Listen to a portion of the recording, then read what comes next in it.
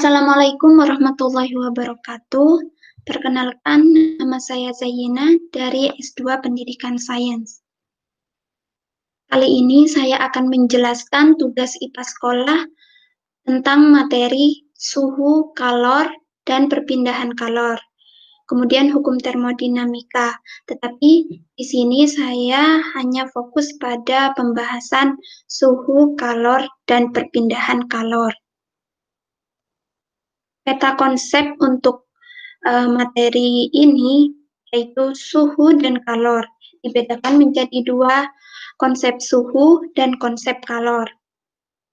Suhu itu diukur dengan termometer dengan 4 skala, yaitu Celsius, Reaumur, Fahrenheit, dan Kelvin.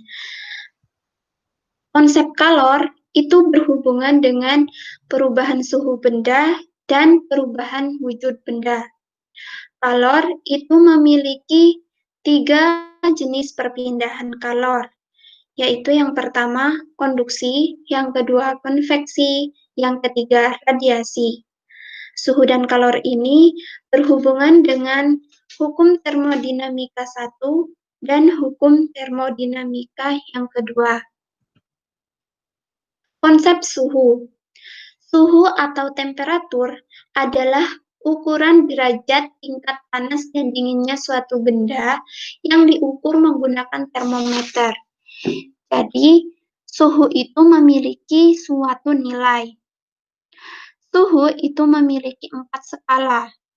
Yang pertama, skala termometer Kelvin. Yang kedua, skala termometer Celsius. Yang ketiga, skala termometer Fahrenheit. Dan yang keempat, skala termometer Reaumur.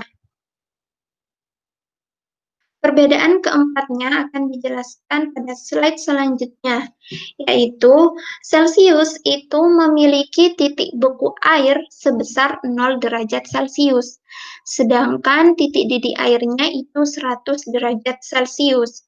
Dari 0 ke 100 itu memiliki selisih 100.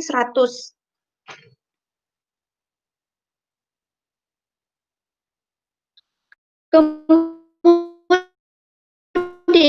untuk Fahrenheit itu sebesar 212 derajat Fahrenheit. Dari 32 derajat Fahrenheit ke 212 derajat Fahrenheit itu selisihnya sebesar 180. Sedangkan untuk Kelvin itu sama dengan Celsius. Selisihnya yaitu 100. Titik beku airnya dari 273 Kelvin ke titik didih airnya sebesar 373 Kelvin. Untuk skala Reaumur, titik beku airnya 0 derajat Reaumur, sedangkan titik didih airnya sebesar 80 derajat Reaumur. Artinya selisihnya sebesar 80. Sehingga perbandingan termometer di atas bisa dibandingkan Celsius banding Reaumur banding Fahrenheit itu sebesar 5 banding 4 banding 9. Nah, untuk mencari konversi dari Celsius ke Reaumur atau Reaumur ke Celsius atau Fahrenheit ke Reaumur dan sebaliknya itu bisa dilihat pada tabel. Nah, contoh dari Celsius ke Reaumur itu menggunakan rumus 4/5 dikali suhu Celsiusnya. Kemudian dari Celsius ke Fahrenheit itu bisa menggunakan rumus 9/5 dikali suhu Celsiusnya ditambah 32. Sedangkan dari Celsius ke Kelvin itu suhu Celsiusnya itu ditambah 273. Dari Reaumur ke Celsius itu bisa dicari dengan 5/4 kali suhu Reaumurnya. Kemudian dari Reaumur ke Fahrenheit itu bisa dicari dengan rumus 9/4 kali suhu reamurnya ditambah 32. Kemudian dari reamur ke Kelvin itu bisa dicari dengan 5/4 kali suhu reamurnya ditambah 273. Kemudian dari Fahrenheit ke Celsius itu bisa dicari dengan 5/9, kemudian di dalam kurung suhu reamurnya dikurangi 32.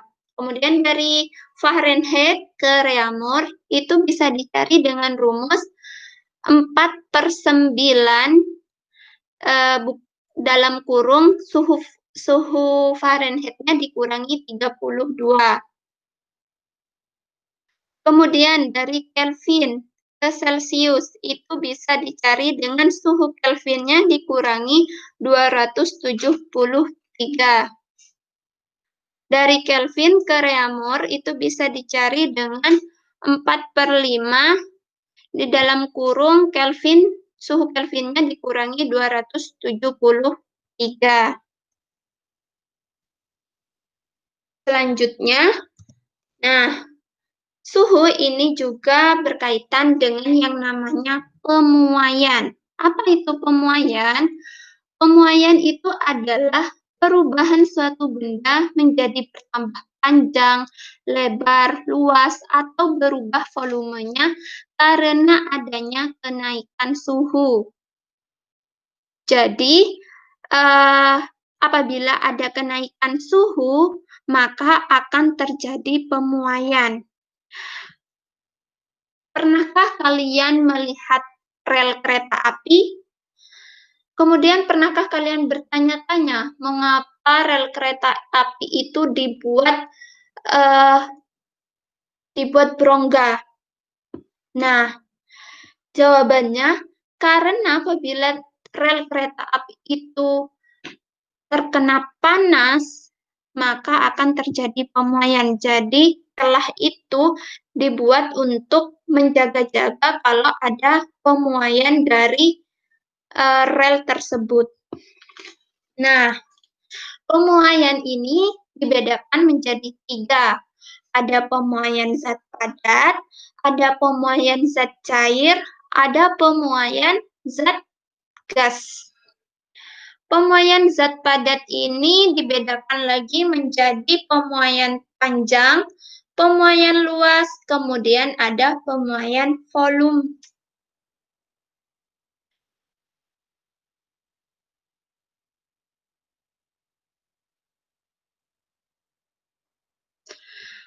Pembahasan selanjutnya yaitu konsep kalor.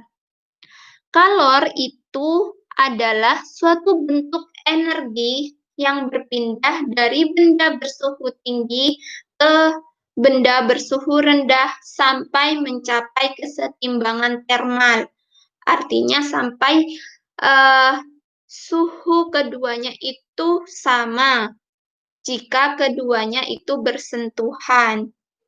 Nah, kalor ini memiliki satuan yaitu joule dan kalori.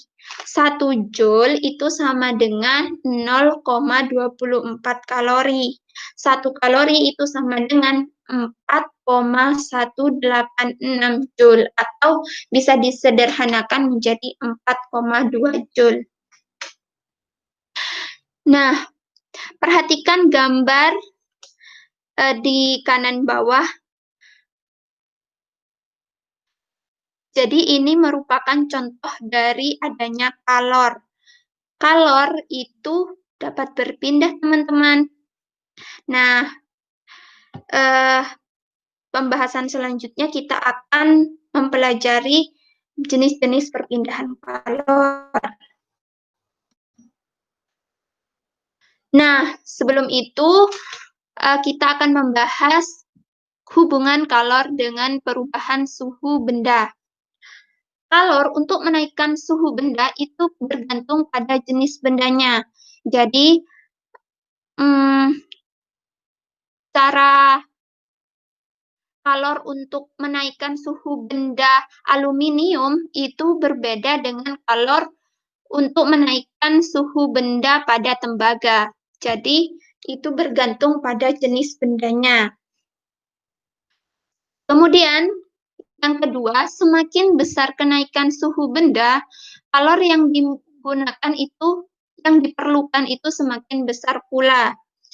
Jadi, misalkan suhunya semakin bertambah, maka kalor yang diperlukan itu semakin besar. Yang ketiga, semakin besar massa benda, kalor yang diperlukan untuk menaikkan suhu semakin besar pula. Contohnya, kita mau memanas, kita mau mendidihkan air segelas dengan air seember, itu berbeda waktu yang diperlukan untuk mendidihkan. Sama, karena hal itu masanya kan lebih besar yang seember daripada yang hanya segelas. Jadi, kalor yang diperlukan untuk menaikkan suhu pada air yang seember itu lebih besar daripada untuk menaikkan suhu air yang segelas. Nah, sehingga hubungan kalor dengan perubahan suhu benda ini dapat dirumuskan dengan Q sama dengan M kali C kali delta T. Q itu banyaknya kalor yang diterima atau dilepas, satuannya joule atau kalori. M itu sama dengan massa benda. C itu sama dengan kalor jenis benda, satuannya joule per kilogram derajat Celcius atau kalori per gram derajat Celcius. Kemudian delta T itu merupakan perubahan suhu, satuannya Kelvin atau derajat Celcius. Nah, kemudian selanjutnya hubungan kalor dengan perubahan wujud benda. Kalor ini dapat menyebabkan adanya perubahan wujud pada benda. Perhatikan pada gambar piramid di sebelah kiri. Di situ ada panah-panah, perhatikan ya. Ada panah merah, ada panah yang warna biru. Panah warna merah itu dapat diartikan bahwa perubahan tersebut menyerap kalor. Sedangkan panah berwarna biru diartikan bahwa perubahan tersebut menyebabkan melepaskan kalor. Kita bahas satu-satu. Misalkan contoh dari zat cair ke padat. Misalkan dari cair menjadi padat. Dari air biasa menjadi es, itu prosesnya dinamakan membeku. Pada proses membeku, itu berarti air melepaskan kalor sehingga dia menjadi beku, menjadi es. Kemudian dari padat ke cair, dari es mencair. Jadi dari es kemudian mencair, itu prosesnya menyerap kalor. Artinya es itu menyerap kalor sehingga menyebabkan dia mencair. Kemudian dari cair ke gas itu menguap. Pada proses menguap ini menyerap kalor. Kemudian dari gas, sebaliknya dari gas ke cair itu dinamakan mengembun. Mengembun ini prosesnya melepaskan kalor. Kemudian dari padat ke gas itu prosesnya dinamakan menyublim.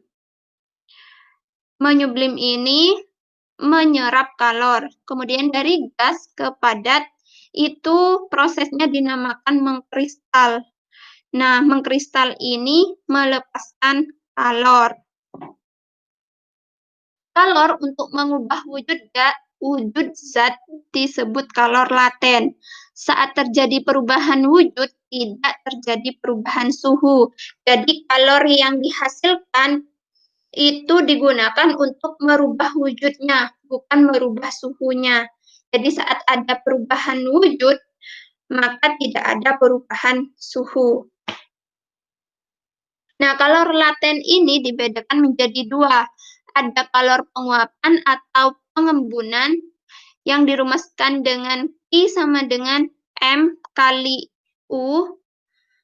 Kemudian yang kedua itu kalor lebur atau beku yang dirumuskan dengan Q sama dengan M kali L. Dengan Q itu kalor yang dibutuhkan atau dilepaskan untuk berubah wujud, satuannya Joule.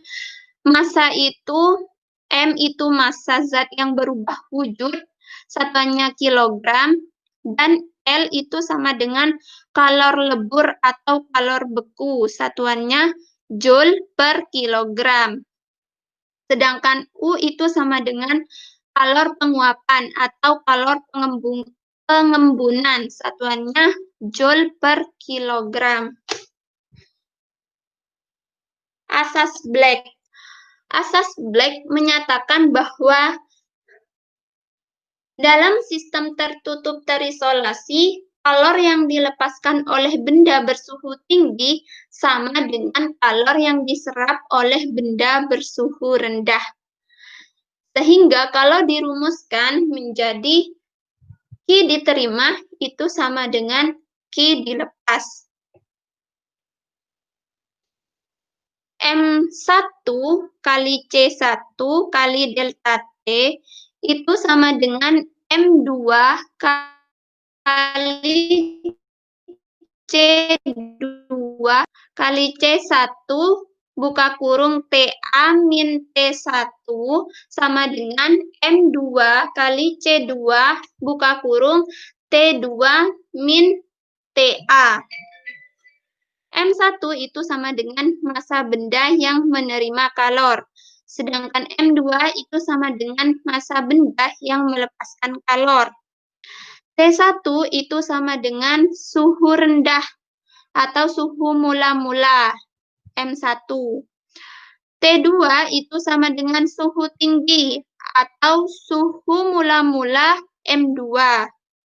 Sedangkan TA itu sama dengan suhu akhir atau suhu campuran, suhu ketika keduanya itu mencapai kesetimbangan termal. Pembahasan selanjutnya yaitu tentang perpindahan kalor. Perpindahan kalor itu ada tiga, yaitu konduksi, konveksi, dan radiasi. Konduksi merupakan perpindahan kalor melalui bahan tanpa disertai perpindahan partikel-partikel bahan tersebut. Perhatikan gambar di sebelah kanan dari pengertian konduksi. Di situ ada suatu besi, kemudian didekatkan di atas api yang kita pegang dengan tangan.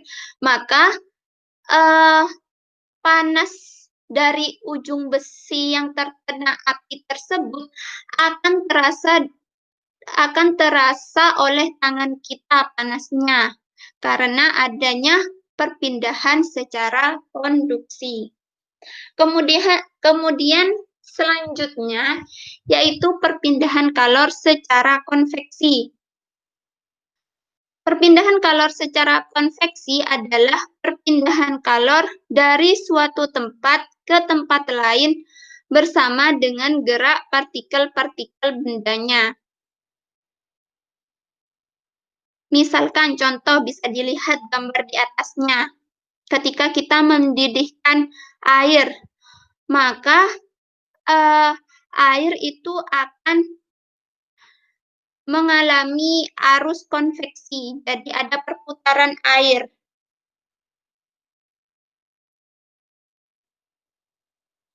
Kemudian perpindahan kalor selanjutnya yaitu secara radiasi.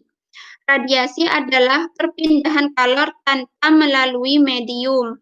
Contohnya ketika kita berada di dekat api unggun, maka kita akan merasakan panasnya api unggun tersebut.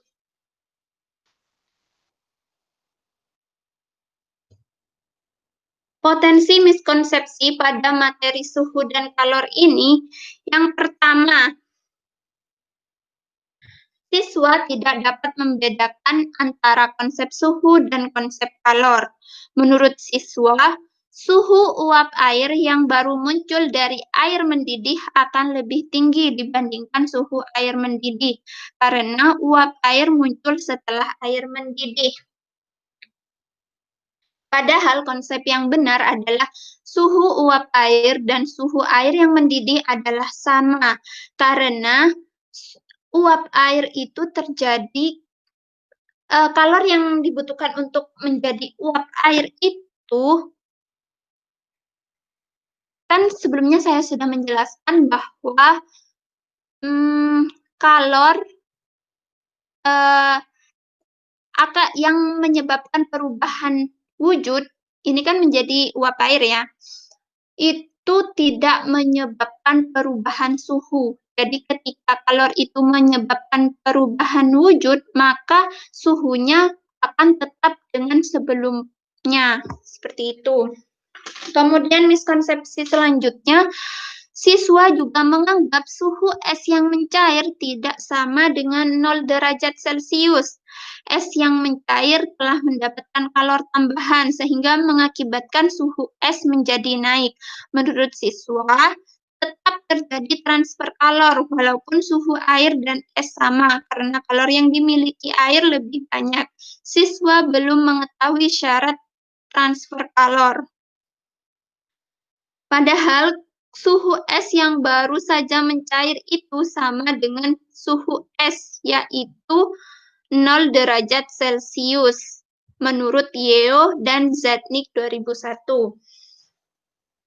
Nah, jadi sama seperti hal sebelumnya, siswa masih belum mengetahui membedakan suhu dan kalor. Jadi, perubahan wujud, perubahan suhu, siswa masih belum bisa membedakan kedua konsep tersebut. Menurut siswa, transfer kalor terjadi karena ada perbedaan kalor suatu benda dengan benda yang lain. Padahal konsep yang benar yaitu transfer kalor terjadi karena adanya perbedaan suhu, bukan karena perbedaannya kalor.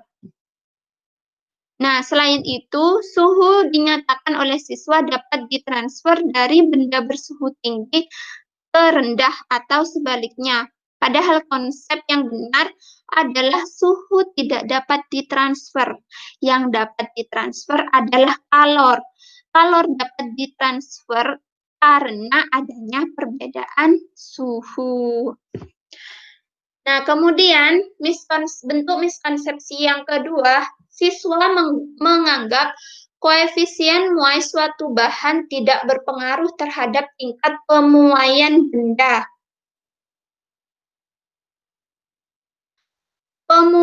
Padahal pemuaian zat padat itu dipengaruhi oleh ukuran awal benda, kenaikan suhu, dan koefisien muai jenis benda.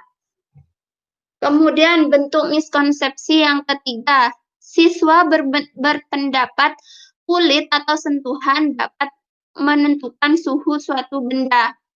Padahal sentuhan dengan kulit tidak dapat menentukan suhu benda, meskipun manusia dapat merasakan panas dan dingin benda.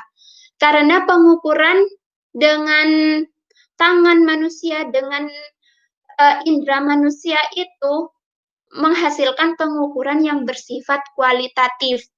Kulit tidak dapat menentukan suhu benda secara kuantitatif dengan tepat. Artinya, kulit tidak dapat menentukan suhu benda dengan adanya nilai.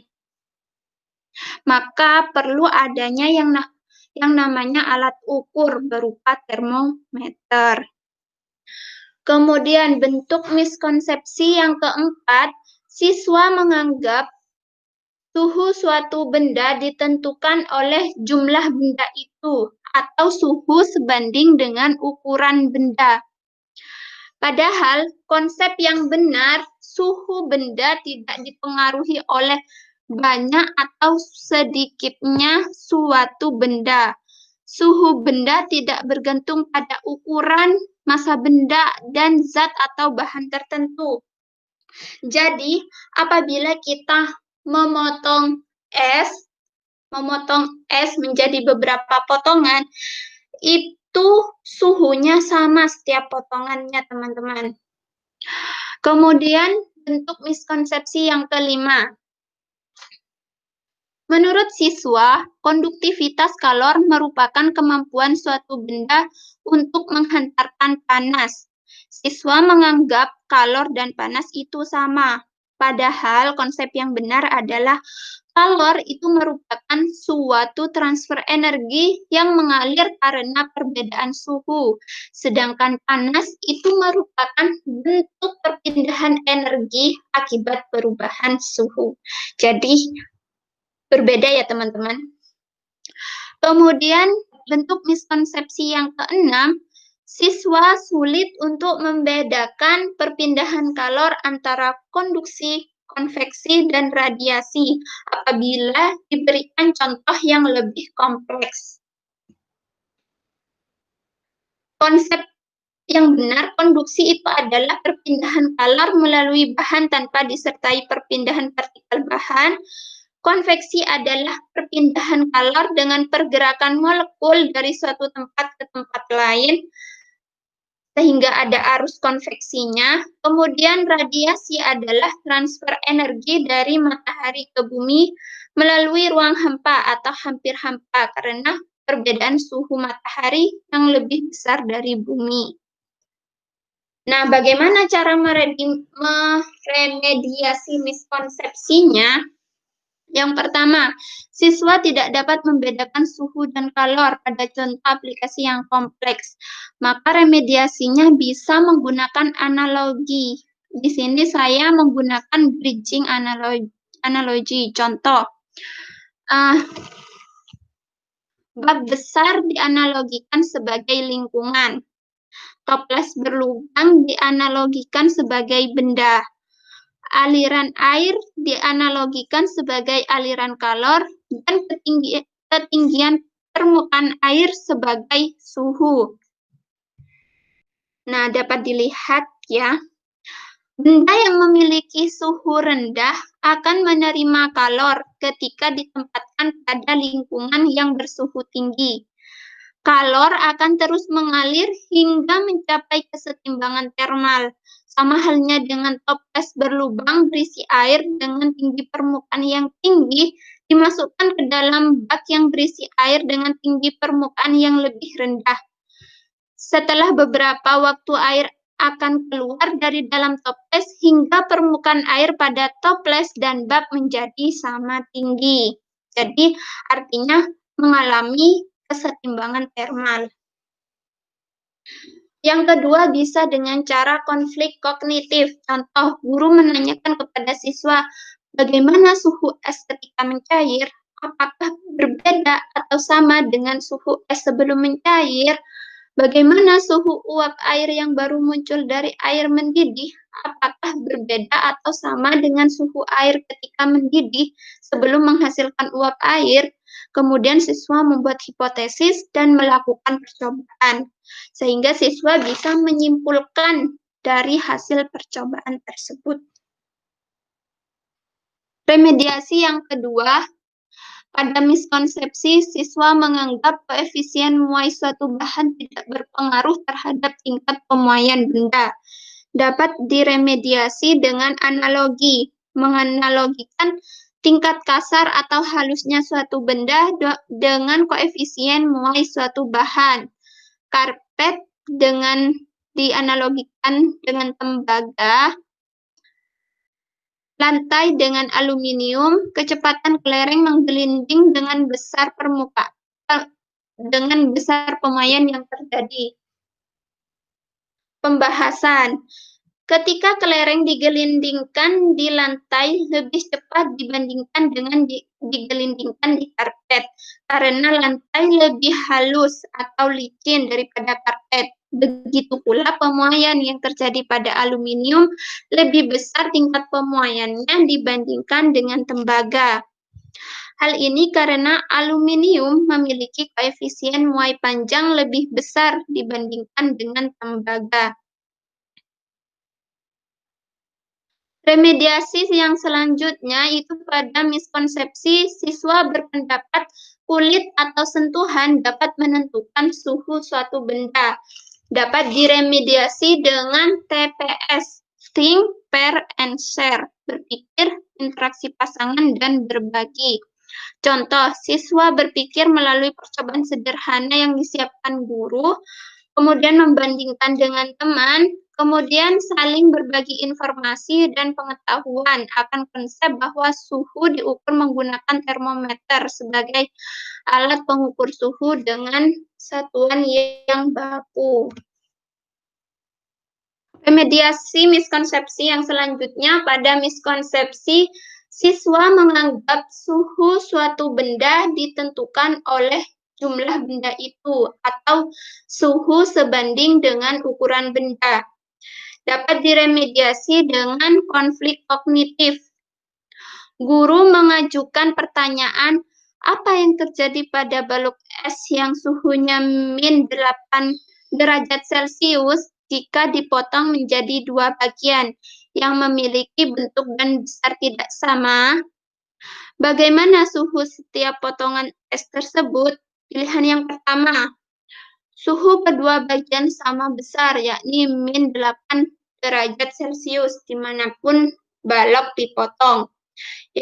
Pilihan kedua, suhu kedua bagian sama besar, yakni min 4 derajat Celcius karena dipotong menjadi dua bagian. Yang ketiga, jika ukuran potongan tidak sama, potongan yang lebih besar memiliki suhu yang lebih tinggi. Kemudian, jika ukuran potongan tidak sama, potongan yang besar memiliki suhu yang lebih rendah. Kemudian, siswa diminta untuk memilih salah satu jawaban yang paling benar menurut siswa dengan membuat hipotesis dan melakukan percobaan. Kemudian, baru siswa dapat menyimpulkan dari hasil percobaan tersebut, sehingga siswa tidak lagi mengalami miskonsepsi. Remediasi miskonsepsi selanjutnya pada miskonsepsi, menurut siswa, konduktivitas kalor merupakan kemampuan suatu benda untuk menghantarkan panas. Siswa menganggap kalor dan panas itu sama.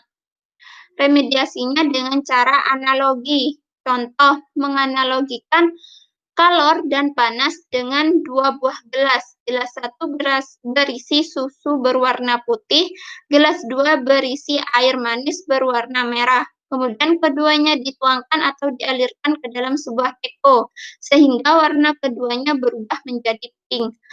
Aliran air dari dua gelas yang berisi cairan dengan warna yang berbeda merupakan konsep kalor. Sedangkan warna pink yang disebabkan karena pencampuran cairan yang berbeda warna tersebut merupakan konsep panas. Remediasi miskonsepsi selanjutnya pada miskonsepsi, siswa sulit membedakan perpindahan kalor antara konduksi, konveksi, dan radiasi apabila contoh yang lebih kompleks. Remediasi dengan penyesuaian kurikulum. Contoh, guru menyajikan contoh konduksi, konveksi, dan radiasi dalam kehidupan sehari-hari. Kemudian baru menjelaskan aturan umum atau pengertian dari ketiga perpindahan kalor tersebut. Yang kedua, dengan cara analogi. Di sini saya bridging analogi, menggunakan jembatan analogi. Menganalogikan seseorang sebagai kalor dan gedung bertingkat sebagai benda yang berbeda suhunya. Lantai yang tinggi adalah benda dengan suhu tinggi dan lantai yang rendah adalah benda yang suhu rendah. Yang A itu sebagai konduksi. Seseorang berada di lantai 2 sebuah gedung dan akan turun ke lantai 1 dengan menggunakan anak tangga. Seseorang tersebut dapat sampai di lantai 1 dan tangga tetap pada tempat semula. Pernyataan tersebut adalah jembatan kasus untuk menjelaskan konsep perpindahan kalor secara konduksi. Konduksi adalah perpindahan kalor melalui suatu zat, tetapi bagian-bagian zat itu tidak ikut berpindah. Seseorang dianalogikan sebagai kalor dan anak tangga dianalogikan sebagai zat padat. Jadi ketika kita turun dari lantai 2 ke lantai 1 menggunakan anak tangga, itu kita dapat sampai ke lantai 1 tanpa adanya tanpa anak tangga itu ikut berpindah. Itu sama dengan konsep dari konduksi. Yang kedua, yang B, itu menjelaskan konsep konveksi. Seseorang berada di lantai 2 sebuah gedung dan akan turun ke lantai 1 dengan menggunakan eskalator. Seseorang tersebut dapat sampai ke lantai 1 dengan eskalator yang ikut bergerak turun ke lantai 1 mengantarkan orang tersebut. Pernyataan tersebut adalah jembatan kasus untuk menjelaskan konsep perpindahan kalor secara konveksi. Konveksi adalah perpindahan kalor dengan disertai perpindahan massa zat. Seseorang dianalogikan sebagai kalor berpindah dari lantai 2 ke lantai 1 bersama-sama dengan eskalator yang dianalogikan sebagai zat perantara. Yang C itu dianalogikan dengan radiasi. Seseorang berada di lantai 2 sebuah gedung dan akan turun ke lantai 1 dengan cara melompat. Seseorang tersebut dapat sampai ke lantai 1 dengan tanpa menggunakan alat bantu. Radiasi merupakan salah satu mekanisme perpindahan kalor dalam bentuk gelombang elektromagnetik tanpa melalui zat perantara. Seseorang sebagai kalor dapat berpindah tanpa menggunakan zat perantara. Contoh inquiry. Yang pertama, melakukan percobaan untuk mengetahui apakah indera sebagai pengukur suhu yang handal dengan cara menyiapkan 3 buah bejana berisi air hangat, air biasa, dan air es. Kemudian menyelupkan tangan kanan ke air hangat, tangan kiri ke air es. Setelah beberapa saat, celupkan kedua tangan ke air biasa. Lakukan hal yang sama dengan temanmu. Dari percobaan ini, siswa dapat memahami bahwa indera bukan pengukur suhu yang handal karena bersifat kualitatif, tidak seperti termometer yang menyatakan hasil ukur secara kuantitatif. Nah, berikut link percobaan dapat dilihat.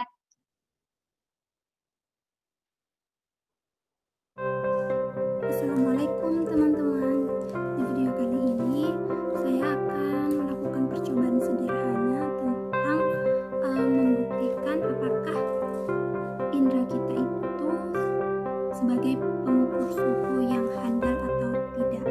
Nah, jadi di sini saya menyiapkan yang pertama air dingin,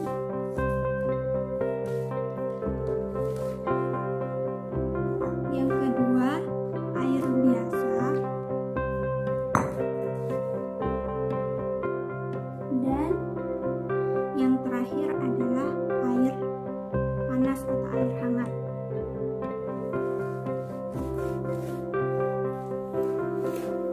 Nah, di sebelah kanan ini kan air panas, di sebelah kiri ini air dingin, kemudian di tengah adalah air biasa. Saya akan memasukkan kedua jari tangan saya, satunya ke air hangat, kemudian satunya ke air dingin. Nah, nanti secara bersamaan saya akan memasukkan tangan saya ke air biasa. Kita coba ya. Kita masukkan ke kedua air ini, air hangat dan air biasa. air hangat dan air dingin. Kemudian secara bersama kita masukkan. Nah, dari sini saya merasakan bahwa di sini kan air hangat, kemudian di sini air dingin. Nah, setelah secara bersamaan kita masukkan ke air biasa, ternyata